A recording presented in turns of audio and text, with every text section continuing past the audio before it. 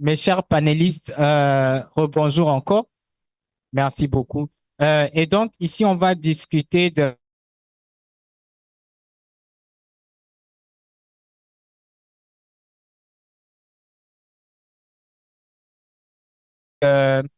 l'inclusion numérique. Vous êtes des acteurs dans différentes concernes les numériques. J'aimerais un peu, avant de commencer, vous donner la parole pour une présentation pour notre audience. On commence ici.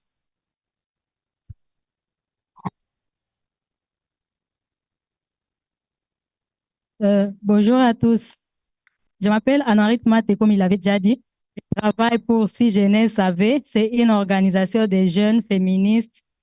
Nous travaillons en RDC, précisément ici à Kinshasa, dans 3 domaines respectifs, dont les droits à la santé sexuelle et de reproduction, les technologies de communication et de l'information. Et le 3e domaine, c'est l'entrepreneuriat. Alors moi, je travaille dans le programme de TIC, qui est Technique de l'information et de la communication. Merci beaucoup. Merci. Bonjour, moi c'est M. Gislain Bessé. Je suis programme manager chez Digital School RDC, qui est un centre de formation au métier du numérique. Bonjour, moi je suis Pierre Kassengue Diamotumbe. Je suis professeur dans le domaine génie informatique et télécommunications au département de pratique informatique, faculté des sciences de l'UNIKIN, à la faculté des sciences informatiques de l'Université catholique du Congo et aussi à l'ISTA où je fus DG pendant 11 ans. Merci. Merci beaucoup. Et alors, pour entrer dans le vif du sujet, je vais vous poser la question, d'abord vous, Messieurs Ghislain. La formation est très importante dans ce qui concerne les numériques. Vous pouvez un peu nous dire comment la formation contribue d'une façon palpable au développement du numérique dans la RDC. Merci. Merci beaucoup pour la question. Comme je l'ai dit lors de ma présentation, donc je suis programme manager Digital School RDC. Alors, Digital School RDC fait partie d'abord d'une entreprise qui se nomme Antique Communication. Donc, Antique Communication a été créée en 2015. C'est une agence spécialisée en événementiel, communication et marketing digital. Donc, lorsque nous avons commencé en 2015, après avoir évolué pendant 3 ans, nous avons fait un constat. Nous avons remarqué que les jeunes utilisaient l'Internet, mais utilisaient mal l'Internet. Donc, les jeunes s'adonnent à des pratiques abusives. Lorsqu'ils sont connectés, ils passent leur temps sur TikTok à regarder des vidéos qui ne donnent aucune leçon, à se focaliser plus sur les sextapes, à regarder plus les vidéos pornographiques. Alors, c'est sur base de ces constats que nous nous sommes dit, qu'est-ce que nous pouvons faire pour inverser cette tendance? Alors, après avoir réfléchi, nous sommes dit, nous ne pouvons donner que ce que nous avons. Qu'est-ce que nous avons? La connaissance. Alors, formons ces jeunes dans les métiers du numérique. Montrons-leur comment utiliser le numérique à bon escient. Alors, c'est la raison pour laquelle nous avons mis sur pied le centre Digital School pour former les jeunes sur les bons usages du numérique. Leur montrer comment vous pouvez gagner votre vie grâce au numérique. Donc, la formation que vous avez dit, c'est très important. Et nous formons avec plusieurs modules. Nous avons plusieurs modules de formation. Il y a les formations sur le community management, donc comment créer, gérer et animer les réseaux sociaux. Pour une entreprise, pour un acteur politique, pour un musicien, il y a plusieurs clients. Et il y a aussi des formations sur le webmastering. Donc, comment créer et gérer un site Internet. Il y a aussi des modules sur l'infographie. Il y en a tant d'autres. Donc, nous montrons à ces jeunes, parce que la jeunesse, c'est vraiment notre cible. C'est ça notre cible, donc les jeunes. Donc, nous leur montrons comment tirer profit ou bien comment tirer avantage du numérique. Donc, nous sommes focalisés vraiment sur ça. Et actuellement, nous avons plus de 2 000 apprenants que nous avons formés. Et d'autres travaillent déjà dans des entreprises. Et d'autres aussi ont créé leur propre agence. Donc, d'ailleurs, je me réjouis. Je vois dans la salle, il y a des étudiants que nous avons formés. Comprenez? Donc, parce que la finalité, c'est ça, que les jeunes puissent arriver à se prendre en charge dans le domaine du numérique. Donc, voilà pourquoi nous sommes donnés comme objectif de leur former au métier du numérique. Merci beaucoup, Monsieur Justin. Ghislain, je veux passer la parole au prof Kasenge Diam. Vous, en tant que formateur, expert dans le domaine du numérique et de l'informatique en général, vous êtes vous-même pionnier de ce qui est de la formation du numérique au Congo et vous avez formé nombreux qui sont des acteurs clés dans le numérique au pays aujourd'hui. Que trouvez-vous, quel est le rôle selon vous de la formation en ce qui concerne le renforcement du numérique congolais pour pouvoir répondre aux besoins urgents de la société et de la RDC en général? Bon, merci pour la parole. Je voudrais d'abord que nous commencions par nous mettre d'accord sur le terme numérique. Nous disons numérique. Je voudrais poser ici aux aimables auditeurs et comme ça va nous permettre au moins de décoller à partir d'une base commune. Qui peut nous dire ce que c'est le numérique? Et donc, qu'est-ce que le numérique? La question est à vous. Ici, je ne vous demande pas une définition savante, non. Votre compréhension. Hein? Qu'est-ce que vous attendez? Tout le monde parle numérique, digitalisation. Le numérique, c'est quoi? Que chacun dise comme ça. Mettons-nous d'abord d'accord sur ces termes. Après, on va parler des différentes sortes de formations. Qui peut nous dire oui? Merci pour la parole. Je m'appelle Merveille, étudiant en économie. Pour moi, lorsqu'on parle de numérique, je vois tout ce qui n'est pas matériel. Non, pas tout ce qui est matériel, mais je peux dire que c'est tout ce qui est, je peux dire tout ce qui n'est pas matériel dans le sens où on n'a pas besoin. Tout ce qui est traité par l'ordinateur. Traité par l'ordinateur. Voilà, c'est ça, ça l'idée. Bon. Merci. Qui peut encore nous dire ce que c'est le numérique? Oui? Vous le donnez après.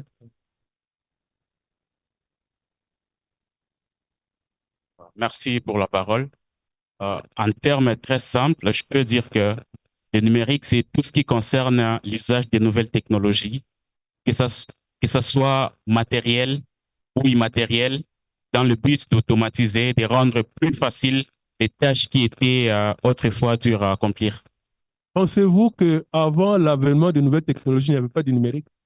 Les nouvelles technologies, je peux dire que c'est un concept que nous avons adopté actuellement. Il faut faire attention.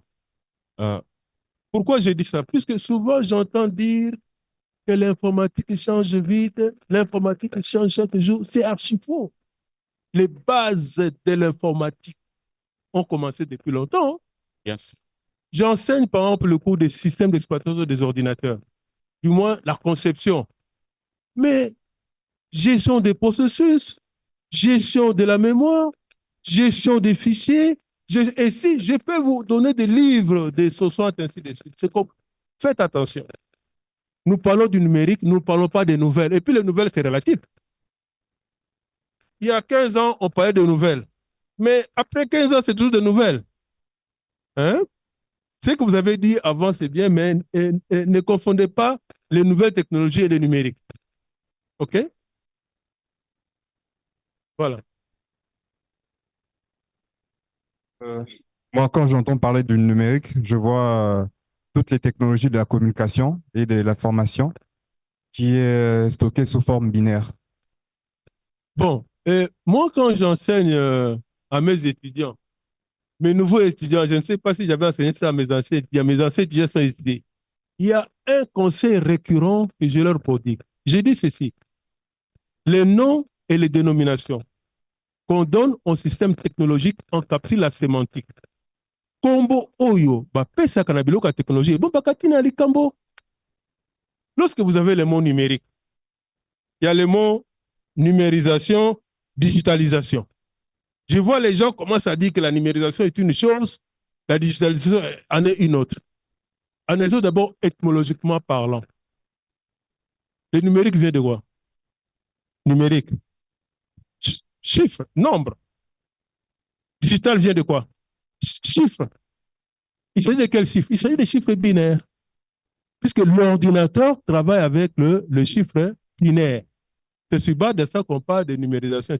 Bref, je peux dire que numérisation, c'est tout ce qui a trait à ce qu'on fait dans le domaine de l'informatique, des technologies de l'information et des communications.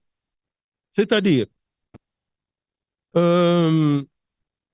lorsque j'arrive dans votre organisation, vous travaillez manuellement.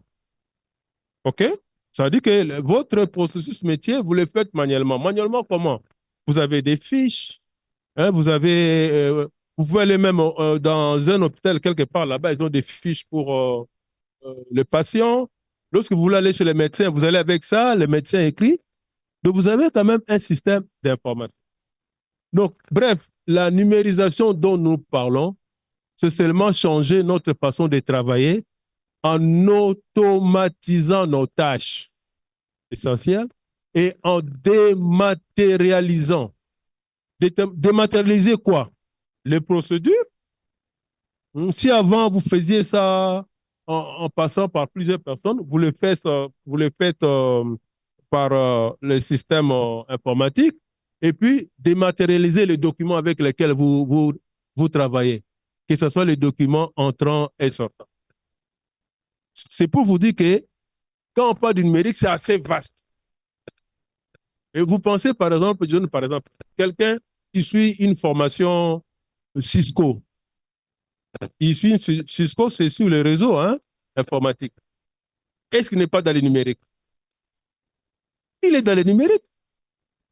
J'aimerais vous rappeler ceci. Dans notre pays, il y a ce qu'on appelle le plan national stratégique pour le développement du numérique.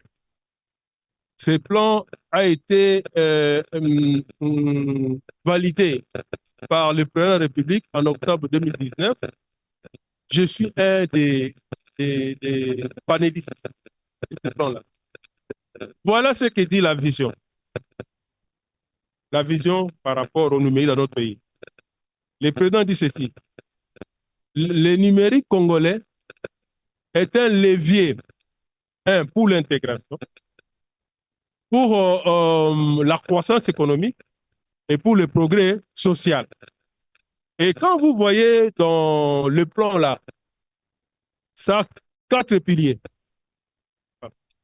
Les infrastructures, le contenu, les services applicatifs, la gouvernance et la régulation. C'est pour vous dire que le numérique est très vaste. Donc, si vous vous occupez d'une partie du numérique, ne croyez pas que c'est ça. Et donc, chacun, même moi, j'ai des choses que j'ai fait.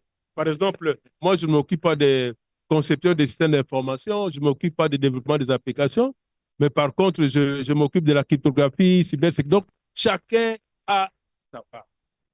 Concernant la formation, je pense que quand on veut sur la formation, il faut d'abord se poser la question, être formé pour faire quoi? Imaginez-vous, par exemple, votre épouse veut que vous lui payiez la formation pour conduire une voiture. Après, elle a les permis. Après, elle ne conduit pas, ça n'a pas de sens. Donc, la formation, c'est pour faire quoi? Je félicite les jeunes que je vois ici, qui ont un esprit très innovatif. Donc, la formation, c'est d'abord de savoir pour faire quoi. D'abord, il y a la formation académique. Ça, les choses sont de côté. Ici, nous sommes plus dans la vision des formations professionnelles. Nous sommes plus dans la vision des formations continues, puisque un être humain qui se respecte, de sur quoi un intellectuel, il doit toujours chercher à se former chaque jour. Même moi qui vous parle, je donne l'exemple d'un ivrogne. Connaissez-vous un véritable ivrogne qui peut passer un jour sans boire? Hein? Un ivrogne, il boit. Bon, je ne vous demande pas le côté négatif, mais le côté positif. C'est-à-dire qu'il est persévérant dans ce qu'il fait. Donc, je peux dire ceci. La première formation, c'est d'abord vous-même. L'esprit de recherche. Et vous devez remercier Dieu qu'aujourd'hui, vous, à notre époque, c'était terrible. Hein? À notre époque, même quelqu'un t'explique ce que c'est l'informatique. C'est compliqué. Aujourd'hui, vous avez une bibliothèque. Presque moi, tous les cours là que j'enseigne, toutes les théories, quand je lance, en tout cas, 75% des choses que j'enseigne sont ici. De la première chose, il faut apprendre à vous auto-apprendre. Je ne sais pas les termes qu'on est. Il faut chercher. Et j'ai dit aux gens, il ne faut pas être complexé. Non. Ne soyons pas complexés. C'est vrai que nous sommes seulement dans un environnement qui ne favorise pas notre développement. J'ai toujours dit que j'ai eu la chance de faire, je suis polytechnicien informaticien. J'ai fait toutes mes études en Europe, dans des grandes universités du monde. J'étais avec les petits blancs, mais on les frappait là-bas.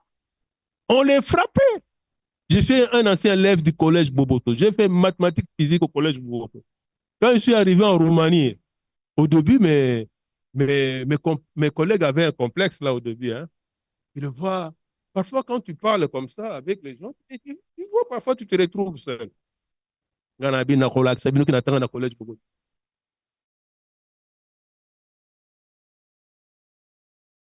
Seulement qu'ils ne sont pas plus intelligents que nous. Et c'est vrai, ils ne sont pas plus intelligents que nous. Ils sont seulement plus organisés que nous. Ils ont su asseoir un an. Ils ne sont pas plus intelligents. Mon cher, j'ai commencé, là c'était en roumain. Je prépare très bien. Je peux prendre un exercice, je peux faire ça de 3 façons. On arrive comme ça, lors de exercice. Comment on appelle ça encore? Enfin, pas le cours théorique, hein, mais l'assistante passe la pratique. L'assistante passe au tableau, met un problème là. On demande qui veut venir résoudre ça. Je regarde mes collègues blancs là. Je mets les doigts comme ça. Ah, il me regarde. Oh, il y a comprendre ma cam. Mon frère, je prends la clé en roumain. Qu'est-ce que c'est un programmeur linéaire? Qu'est-ce qu'on comprend par la programmation linéaire? Je énonce, j'explique, je résous les problèmes de 3 façons. Mon cher, après, respect côté. Respect côté. Et si vous allez... Bon, malheureusement, en Roumanie, on ne m'appelait pas Kasenge, je m'appelais Motumbe. Et ils ne connaissent pas. C'est moi qui, quand je suis rentré ici, pour ne pas perdre mon nom, j'ai valorisé mon nom. Donc, je vous dis à vous aussi, n'ayez pas... Et puis, il ne faut pas dire, ouais, le Kinga Maël, Dieu a donné à chacun de vous des cellules neuronales. Il y a des gens, il y a des gens qui étaient plus brillants que nous. Les gars, même vous, il faut étudier, il faut être ouvert. Voilà, je m'arrête un peu là, puis je vois que j'ai vraiment monopolisé la parole comme la Russie. Hein, je m'arrête là. Voilà. Merci beaucoup, prof. Le prof a un peu parlé de tout ce qui est numérique. Et alors, vos applaudissements, s'il vous plaît. Très bien. Alors, je veux passer la parole à la dame à côté de moi. Il est responsable de TIC, Technologie de l'information et de la communication, euh, auprès de son organisation Si Jeunesse Savait. Alors, la question, c'est que faites-vous au département de TIC à Si Jeunesse Savait pour renforcer les jeunes dans tout ce qui est TIC? Et que faites-vous en termes de formation? Autre chose pour les numériques chez Si Jeunesse Savait. Merci. Merci beaucoup pour la parole. Je ne sais pas, est-ce que mon micro, ça passe? Ah, OK. Merci pour la parole. Comme je me suis présentée, Si Jeunesse Savait, nous sommes une association Sabit Lucratif. Et tout ce que nous faisons, contrairement peut-être à Digital Schools, là où peut-être il faut payer leur formation, nous, on fait juste des renforcements des capacités. Nous pensons que déjà des notions de base et nous venons renforcer juste les capacités et nos ateliers ou nos activités sont souvent gratuites et ça dépend de nos cibles. Notre première cible, comme Si Jeunesse Savait, ce sont les jeunes et les adolescents. Et nous prenons souvent par âge, ça peut être de 12 à 24 ans, et aussi les autres cibles telles que les personnes vivant avec handicap, les personnes marginalisées telles que les personnes vivant avec VIH-Sida, les albinos et les personnes des minorités sexuelles. Alors, dans nos activités, nous parlons beaucoup plus, surtout avec les plus jeunes, nous leur parlons de c'est quoi les techniques de communication et de l'information. En général, d'abord, et plus particulièrement, l'Internet. Ce n'est pas seulement ce que nous faisons, parce qu'avec la plupart des jeunes actuellement, tu comprends que quand il a besoin d'un téléphone, il veut avoir accès aux jeux, les jeux vidéo, et l'enfant veut avoir accès à part les jeux, il y a TikTok, Facebook, il y a tout ce qui va avec, mais ils ne comprennent pas de qu'est-ce qui est le plus important, comment je peux utiliser mon propre téléphone pour des formations, même pour résoudre mes propres TP. Il y a la plupart même des jeunes dans des universités, ils ne connaissent pas c'est quoi une adresse Gmail.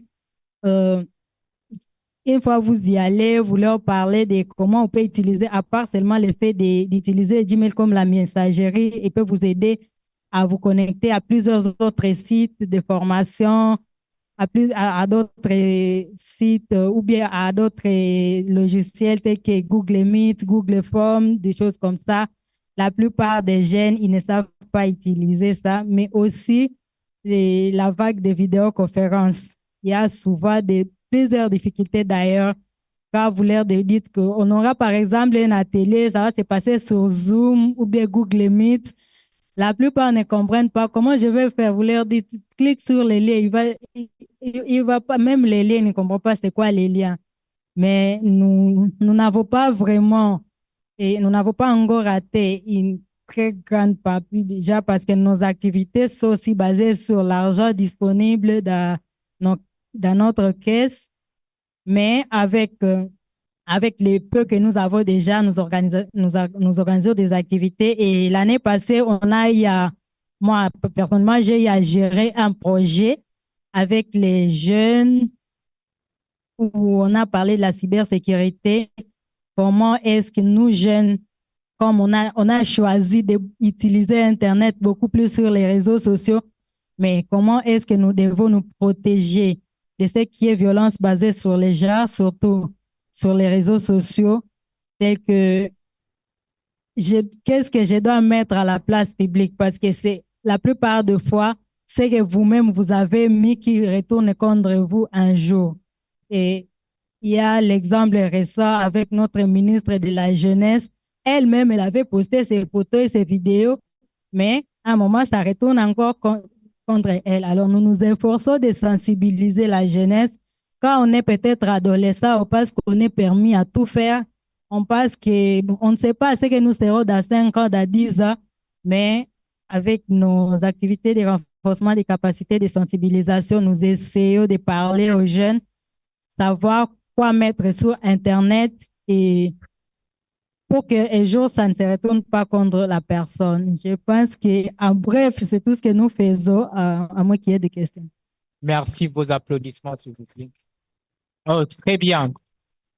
On a parlé un peu des formations, des organisations et des personnes qui œuvrent dans la formation au métier du numérique.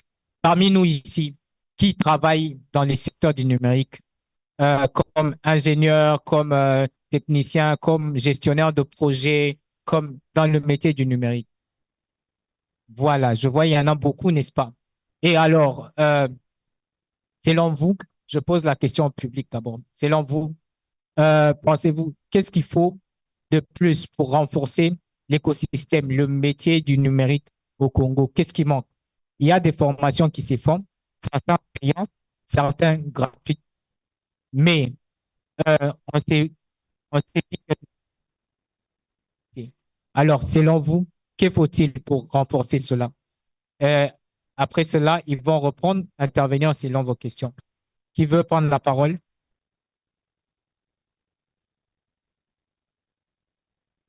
Ok, merci pour la parole. Je me représente vite fait. Moi, c'est Christian Kasseya, élève ingénieur en Polytechnique. Alors, ce qu'il faut pour étendre l'écosystème du numérique, d'abord, je pense que c'est un manque d'information. Il y a beaucoup de gens qui ne sont pas informés des formations qui se passent, des histoires qui se passent et tout.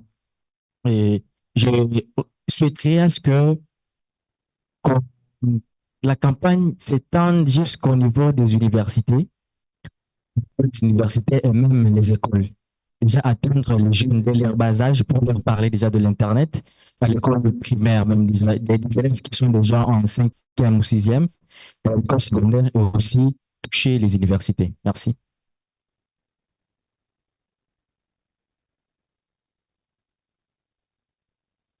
Si je peux parler aussi, Arsène Tungali, je crois qu'il y a déjà plusieurs initiatives. Il y a déjà plusieurs créateurs de contenu. Il y a déjà plusieurs consommateurs. Mais je crois qu'il faut se focaliser sur créer plus de consommateurs de ces services-là. Parce que aussi longtemps qu'il va y avoir des créateurs de solutions, mais qui n'ont pas de marché pour écouler leurs produits, cela va décourager d'autres à pouvoir créer. Aussi longtemps qu'on va avoir des créateurs, mais qui ne font pas la promotion des produits qu'ils ont créés, il va y avoir moins de consommateurs de ces produits-là.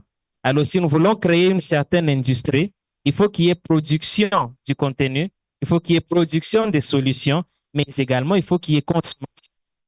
J'entends des gens qui créent des sites web, mais combien d'entre nous visitent ces sites web-là pour leur donner de la force? Des gens qui créent des applications, combien d'entre nous téléchargeons ces applications et les utilisons afin de leur donner de la force? Parce que moi, je crois qu'en tant que créateur de contenu, si je crée une solution, un produit, mais qui n'est pas consommé par le marché local, cela ne va pas m'encourager à pouvoir en créer d'autres. Donc, je crois pour faire grandir notre écosystème, il faut plus de formation. Comme l'a dit Kassé, il y a plus de sensibilisation par rapport aux opportunités gratuites disponibles, mais également plus de consommation de ces produits-là. Très bien, merci beaucoup. Mes chers panélistes, l'audience a parlé de plus de sensibilisation, plus de vulgarisation d'informations et d'opportunités. Ils ont aussi parlé de plus d'engagement. Alors, plus d'engagement de la part de créateurs de contenu, créateurs de solutions, aussi de consommateurs. Alors, selon vous, comment faites-vous dans votre métier en tant que formateur pour pouvoir, en ce qui concerne la propagation au fait, des informations, la sensibilisation, pour avoir de l'audience pour vos formations? Je veux commencer par Monsieur Gisela pour ce qui est payant et ensuite Madame Anne-Marie pour vos formations que vous donnez gratuitement. Et par la fin, ce sera le prof Kassengedi. Ok, merci beaucoup pour la question. Bon, pour ce qui concerne les Digital School RDC, il y a plusieurs défis à relever. Donc, premièrement, je peux dire il faut d'abord une volonté politique effective de l'autorité. Donc, c'est l'État qui régule tout. Donc, c'est d'abord lui qui doit prendre les initiatives pour mettre des lois, des politiques favorables à l'accès à l'Internet. Le deuxième défi, je peux dire, c'est d'abord aussi le former lui-même, l'individu. Il doit d'abord aimer la formation. Je donne un exemple. Je ne sais pas si vous êtes informé. Je pense que tout le monde a eu information du buzz de l'Académie des Beaux-Arts. N'est-ce pas? Sur le sextape, tout ça. C'était juste une stratégie pour attirer l'attention du public. Parce qu'aujourd'hui, lorsqu'il y a histoire de sextape, donc tout l'Internet est en mouvement. Tout le monde cherche à voir la vidéo. Vous comprenez? Mais s'il y a une opportunité, une formation sur une formation quelconque, un forum, un atelier, tout ça, il n'y a pas de l'engouement sur cette information. Vous comprenez? Donc, il faut d'abord que l'individu lui-même puisse aimer la formation, comme le professeur l'a dit tout à l'heure. Alors, un autre défi, c'est par rapport aux infrastructures. Par infrastructure, je vois la connectivité.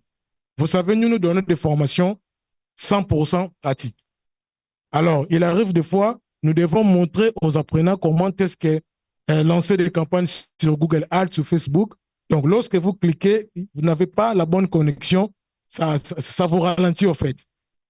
Comprenez? Donc, il nous faut avoir la connexion vraiment d'une bonne qualité. Il faut vraiment une bonne bande passante. Donc, je me réjouis que la 5G, je crois que ça sera bientôt. Donc, on doit améliorer cette connectivité. Un autre aspect, c'est par rapport à la logistique. Il faut des outils. Parce que nous n'avons pas de moyens suffisants, par exemple, pour acheter des ordinateurs. Vous comprenez? Donc, on voudrait bien avoir un environnement propice, construire, par exemple, des centres où c'est équipé avec de l'ordinateur. Nous venons qu'avec de la matière. Les apprenants viennent, ils trouvent de la logistique. Donc, il y a des ordinateurs pour la pratique et il y a une bonne connexion. Un dernier défi, si je peux l'appeler comme ça, c'est en termes de financement. Vous savez, nous pouvons bien faire la sensibilisation ici à Kinshasa, mais la RDC n'est pas que Kinshasa. Il nous faut former dans les 26 provinces de la RDC. La formation doit arriver jusqu'aux zones rurales.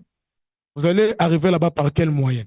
Il faut des moyens financiers pour faire une large sensibilisation. Donc, j'espère que pour Digital School, donc, ce sont ces défis-là que nous sommes appelés à relever. Merci beaucoup. Merci beaucoup. OK, vous avez parlé de défis. Le panel qui était ici bien avant, ils ont aussi parlé de ces mêmes points. Déjà, les apprenants, nous sommes tous sur Internet, mais rares sont ceux qui utilisent l'Internet d'une façon utile, le meaningful connectivity, comme on l'a dit. Alors, nous incitons donc l'audience et tout le monde, nous qui sommes, qui venons ici dans ce forum pour apprendre des experts et tout, d'être le premier ambassadeur de cette connectivité utile en utilisant l'Internet pour le bien. Et donc, il y a des formations, pas seulement TikTok, pas seulement Facebook. Allez vous informer, allez apprendre tous les jours, comme le prof l'a dit. Il y a un autre point que vous avez mentionné, le gouvernement. L'honorable député nous a parlé de comment, à l'Assemblée, ils essayent de faire des plaidoyers pour, en fait, former le gouvernement, parce que des fois, ils ne sont pas techniciens, ils ne savent pas, au fait, les questions clés pour former le gouvernement, afin de pouvoir aider à pallier à ces questions-là. Question logistique. Là, je m'en vais vers Madame Anne-Marie. Vous qui faites des formations d'une façon gratuite, la question logistique, comment vous gérez cela? D'abord, je vais commencer par dire que tous nos projets sont d'abord financés par déjà des personnes de très bonne volonté qui se disent, nous trouvons des jeunes qui sont prêts à travailler et nous, on a de l'argent, on leur donne pour qu'ils travaillent. Mais nous sommes trop limités dans le temps et l'espace parce que celui qui a l'argent, il vous dit que voici l'argent, vous utilisez jusqu'à décembre. Dès que décembre arrive, les activités que vous avez déjà planifiées sont finies et là, vous stagnez. Il n'y a plus de continuité. Je pense que la question logistique est résolue de cette manière. Il y a des personnes de bonne volonté qui nous financent. Nos formations, comme je l'ai dit tantôt, nous ciblons. Par exemple, nous disons que nous allons vers les femmes journalistes. Nous les évitons dans un cadre, nous leur parlons et juste en échange, mais juste à ajouter sur ce qu'elles ont déjà. À part ça, à répondre à la première question qui disait comment on fait pour que les solutions que nous proposons soient consommées. D'abord, savoir que notre cible est pour nous, ils sont déjà motivés. Ils connaissent c'est quoi l'avantage des téléphones. Et aujourd'hui, je ne sais pas, dans nos familles, nous tous ici, il y a au moins un enfant qui n'aime pas voir les téléphones d'un adulte rester sans rien faire. Il veut toujours toucher pour savoir. Donc, ils sont déjà curieux, mais ce qui reste, c'est de leur montrer. Quand vous touchez au téléphone, voici là où on part, voici là où on part. Et quand tu pars ici, tu vas y trouver ceci, voici comment tu peux l'utiliser dans la vie réelle. Et d'autres choses telles que Facebook et TikTok, ils s'apprennent déjà ça. Et même connaissent déjà comment on fait pour faire les CapCut, comment on fait. Et même, il n'a pas de téléphone, mais il peut venir vous montrer que c'est comme ça on fait. Parce que là, dans leur cercle, ils ont déjà un qui a un téléphone et qui les montre déjà. Et quand il vient à la maison, c'est à vous, la grande personne, de lui dire, à part TikTok, comment on fait les Snapchat, voici maintenant comment tu peux encore utiliser, tu peux créer une adresse mail et avec cette adresse mail, tu peux avoir accès à un document ou tu peux travailler sur Google Doc avec quelqu'un qui n'est pas sur place. Comment tu peux aussi utiliser ça pour accéder à une réunion Zoom au cas où tu es invité. Comment tu peux faire ça? Ou bien voici ce que tu peux mettre sur Internet, voici ce que tu ne peux pas mettre pour que un jour ça ne se retourne pas contre toi. Je pense que vraiment pour nous, la cible est déjà motivée et la plupart, ils viennent déjà avec leur téléphone, les parents les ont achetés ou bien leur ordinateur. Peut-être ce qu'on va leur fournir, c'est une connexion Internet. Ils vont juste se connecter le temps que nous sommes dans l'activité et après, bon, on l'a dit déjà dans les premiers panels, Internet est cher, mais même si elle est chère, il y a quelqu'un qui a dit on veut que ça soit quand même stable. Tu peux avoir accès à un seul giga par semaine. Les 48 heures ou bien les 24 heures avec lesquelles tu auras les gigas là, au moins tu auras déjà qu'à faire avec. Voilà. Très bien, merci beaucoup. Alors, pour le prof Kassengelia, vous êtes vous étiez DG de l'ISTA pendant plusieurs années et vous êtes aussi formateur dans plusieurs entités de l'État. Selon vous, que pensez-vous que l'État doit faire pour améliorer ainsi le système de formation au métier du numérique? Merci. Bon, avant de répondre à cette question, je voudrais, par rapport à mon voisin ici, dire ceci. Lorsque vous voulez organiser une formation, commencez d'abord par identifier les besoins. Il faut qu'il y ait une étude préalable pour cibler les besoins. Et ça, vous pouvez même, vous savez, par exemple, même aux universités où nous enseignons, il y a des cours comme ça, professionnels, des cours que vous organisez qui peuvent les intéresser. Hein. Donc, c'est très important. Et ça c'est même le principe de business. Hein? Puisque business, c'est quoi? Dans le domaine du commerce, on parle de 3 P. P comme produit, P comme prix, P comme place. Il faut trouver l'endroit. Hein? Et je peux vous dire que cet endroit, c'est d'abord, vous voyez partout où nous enseignons le cours académique, les étudiants sont intéressés par d'autres de petits modules professionnels. C'est déjà un endroit. Et d'ailleurs, je vois même, il y a des étudiants qui organisent ça. Hein. On va voir, ils organisent par exemple telle formation. Bon, chez eux, il faut quand même des prix un peu démocratiques. Hein. à 10 $ ou 20 $. Bon. Vous, votre question, vous pouvez encore rappeler la question, ça m'a un peu échappé. Oui. Oui, je dis quel est le rôle du gouvernement? Que doit faire le gouvernement pour renforcer le secteur de la formation? Moi, je pense, hein, toute organisation qui se respecte doit avoir un plan stratégique, non? Pour ne pas naviguer à vue. Nous avons le PNN, Plan stratégique national pour le numérique. Il suffit seulement que le gouvernement fasse quoi? Puisque ce plan-là, c'est global. Maintenant, il faut que les différentes entités étatiques, les ministères, toutes les entités-là, aient ce qu'on appelle un plan sectoriel. Un plan sectoriel où ils vont faire un effort pour numériser, c'est-à-dire automatiser les tâches, puisque vous savez, la numérisation, c'est aussi une culture. Par exemple, moi, les jeunes aujourd'hui, ils aiment bien les livres électroniques. Mais mes étudiants, ils demandent, non, prof, envoie-nous le syllabus en électronique. Moi, personnellement, je n'aime pas les livres électroniques. Moi, j'aime avoir un contact avec mon livre à moi. Et puis, les livres électroniques aussi. Bon, il y a aussi les écrans ici, hein, ça émet quand même des radiations. Donc, je pense que ce que le gouvernement doit faire, il doit faire un effort pour exécuter son plan-là. Puisque le plan est très bien fait, et c'était, il y a des Congolais, hein, quelques compatriotes qui sont venus de la Belgique, de partout. Non, c'est des gars très compétents.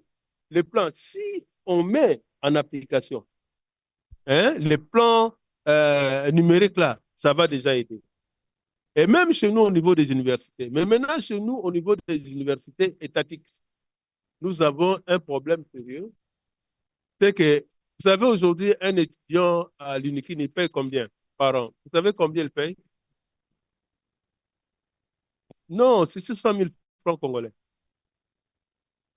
Bon, on peut convertir 600 000 francs congolais, c'est à peine 210 $. Est-ce qu'entre nous, c'est ça le véritable problème? C'est-à-dire que, et puis moi, à l'ISTA, quand je dirigeais ISTA, j'avais 1300 agents avec 11 000 étudiants. Donc, l'équation était très difficile. Donc, il faudrait qu'on trouve des solutions, éventuellement aussi pour subventionner. Puisque je vois chez nous, il y a de l'argent qui se volatilise. On dit non, telle personne, il a détourné 70 millions, il a détourné. Mais si on peut faire un effort pour stopper la corruption, le courant des recettes, ça peut donner un coup de pouce. Donc, le gouvernement n'a qu'à tout faire pour exécuter son plan. Merci beaucoup. Alors, encore une fois, je veux vous demander d'applaudir pour mes panélistes. Et donc, à l'audience, est-ce qu'il y a des questions? Vous vous levez, vous vous présentez, puis vous adressez la question à l'un d'eux ou bien carrément au groupe.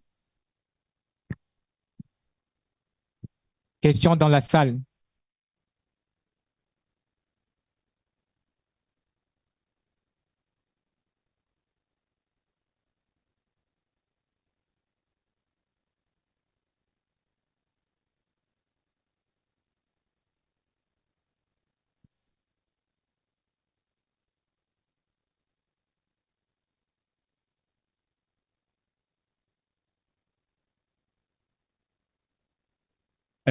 Bonjour à tous.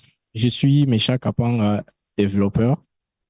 Ma question va s'adresser au professeur Kasengedia, que je rappelle qu'il fut mon directeur de mémoire. En fait, en RDC, le problème de l'écosystème du numérique, ce que moi j'ai remarqué, c'est que la RDC n'avait pas été éduquée, en fait, pour ça. Ça veut dire que c'est comme si on n'avait pas été préparé à ça. Du coup, je veux savoir, étant, vous avez dit que vous êtes un des pionniers de l'avènement de l'Internet en RDC. Je veux savoir pourquoi la RDC n'a pas réussi cette éducation-là.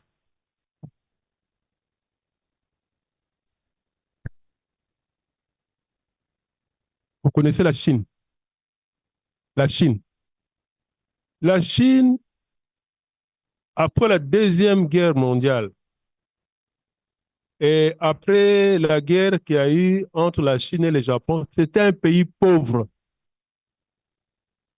Il y a un communiste qu'on appelle Mao Tse-tung qui a écrit le livre vert. Et j'aime bien ce qu'il a écrit dans le livre vert. Il a dit ceci: les impérialistes sont des tigres en papier. 5 personnes, ils ont dit ceci.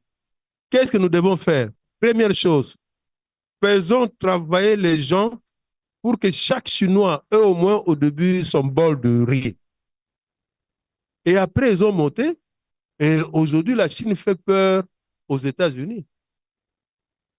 C'est une grande puissance. Alors, tout ce que moi je dis, c'est ceci. Il ne faut pas attendre que ça vienne de quelque part. Toi, déjà, il est où le secrétaire exécutif? Arsène. C'est ça, il faut, nous, je vous ai dit que c'est vrai que nous sommes, quand l'histoire va être écrite correctement, nous sommes parmi les pionniers de l'Internet. Mais pas seulement du point de vue technique. Je vous ai dit que nous avions travaillé, Didier Kassol et Rukere Tabaro et moi, nous avions été membres du conseil d'administration d'Afrinic. Afrinic, c'est African Network Information Center. C'est l'organisation qui gère les ressources numériques de l'Afrique, comme les adresses IP, les noms du domaine et les noms des systèmes autonomes. Mais nous avons ici ce qu'on appelle ISPA-DRC, Internet Service Provider Association, qui ont créé chez nous. Et la personne qui a amené l'idée, il s'appelle Didier Rukere Tabaro. Moi, j'aime respecter l'histoire. C'est lui qui a amené l'idée. On était là au même dit. Puis c'est comme nous étions membres, nous allions dans d'autres pays. On a dit, mais pourquoi est-ce qu'on ne peut pas créer notre association?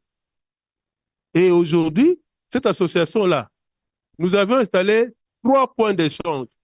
Le point d'échange, c'est quoi? C'est le centre d'une plateforme technique qui interconnecte les réseaux des services Internet. Comme ça, si par exemple, vous êtes un client, par exemple, des fournisseurs A, vous voulez accéder au serveur des fournisseurs B, il ne faudrait pas que votre requête sorte du pays. C'est-à-dire, il ne faut pas que ça emprunte un canal de transmission international. Et si ça emprunte, il y a des conséquences financières et en termes de qualité des services. La latence devient plus grande. Nous avons créé cette association.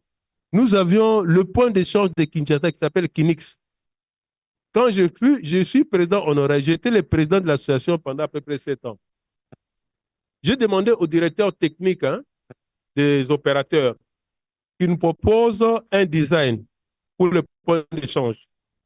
Ils m'ont amené un design. Moi, je leur ai dit, mais qu'est-ce qui nous dit que ce design est bon? Je dis, bon, moi, j'ai une main-d'œuvre gratuite, ce sont les étudiants. J'ai donné à un de mes étudiants comme mémoire de fin d'études, conception et implémentation d'un point d'échange Internet à Kinshasa. Il a travaillé, il a étudié la théorie sur le point d'échange, il a proposé 3 solutions, et de ces 3 solutions, il nous a recommandé une. Nous avions envoyé une délégation au Kenya, puisque les Kenyans sont très avancés, et ils ont validé, et nous avions installé ici, et je vous informe que nous avons le point d'échange Kinix, Lubix, Gomix, et je vous informe qu'il y a beaucoup de choses, certains avatars dont vous bénéficiez sur Internet, vous ne vous rendez pas compte. Puisque ici, à Kinix, il y a les caches de Google, il y a les caches de Facebook, il y a les caches de PCH, pour le DNS, ainsi de suite. Donc, c'est pour vous dire que, mes amis, soyez libres. Si vous avez des idées, nous sommes là pour vous soutenir. C'est comme j'ai dit à mon jeune Arsène, sponsoring, on peut trouver des sponsoring. Nous avons quand même des entrées à gauche, à droite, ce n'est pas un problème. Donc, si vous avez des idées, le Congo, c'est vous. Il ne faut pas attendre quelqu'un d'autre. Vous vous mettez ensemble et vous travaillez. Et ce que moi je peux dire, par exemple, pour le forum, c'est question d'avoir des points focaux. Vous cherchez des points focaux dans les universités, écoles secondaires aussi. Et vous travaillez et vous cherchez les sponsoring. Nous sommes là. Ce n'est pas nous qui allons donner, mais nous sommes là pour vous amener là où on peut vous soutenir. Hein. Donc, vous devez vous prendre en charge. Et vous devez savoir, comme c'est vous qui êtes des illuminés, mais travaillez ensemble. Voilà en démontré que moi, je peux dire.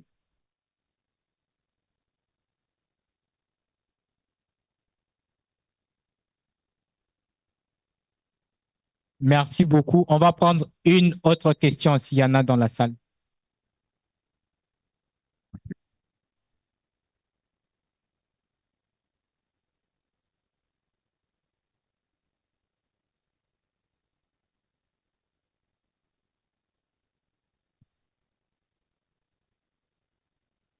Bonjour, moi je me nomme Plamedi Mukende Lubila, je suis un encadreur d'anglais. En fait, ma question, je m'adresse beaucoup au professeur Kassenge. Je ne sais pas si j'ai... Ok, je ne sais pas si j'ai fait le nom. Ma question est celle-ci.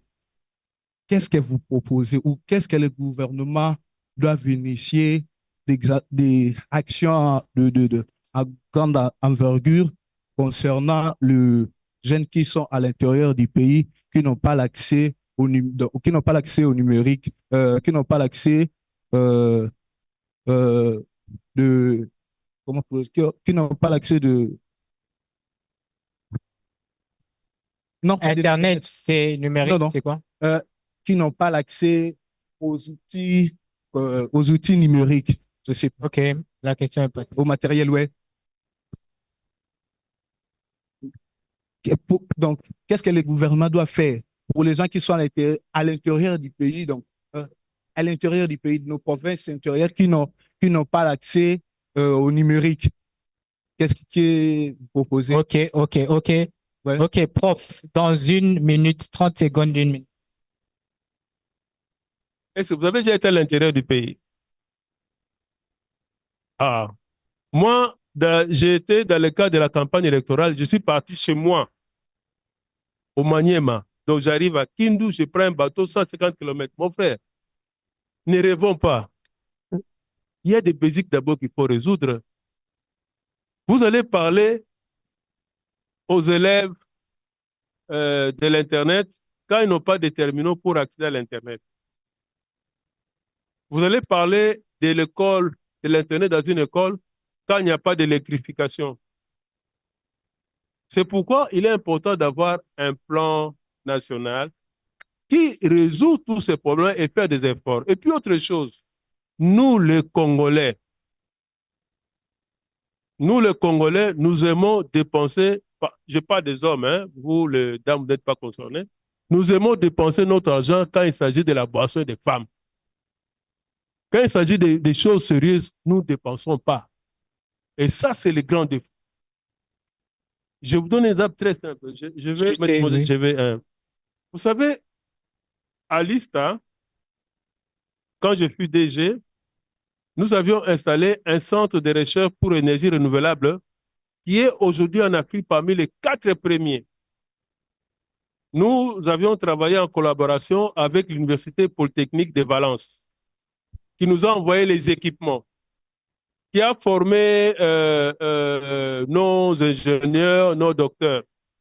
Lorsque les équipements sont arrivés, j'ai contacté beaucoup de personnalités pour que on ne puissions pas payer la TVA, quelque chose comme ça, qui coûtait 39 000 $. Je vous dis, j'ai contacté même un monsieur, bon, je ne veux pas citer le nom, qui à l'époque, bon, je ne veux pas citer le nom, personne n'a donné un rond. La seule personne qui nous a aidés, c'est le feu DG de OFIDA, hein? Mais il est décédé. Hein? Oui, c'est non-là. Les autres, rien. Et c'est ça le problème des Congolais. Donc, nous devons comprendre que nous devons savoir investir pour des choses positives, pour les choses liées à notre développement. C'est le message que moi, je peux faire passer. Merci beaucoup. Très bien. Encore une fois, merci à mes panélistes. On va nous lever pour une photo de famille en attendant Madame Okoli.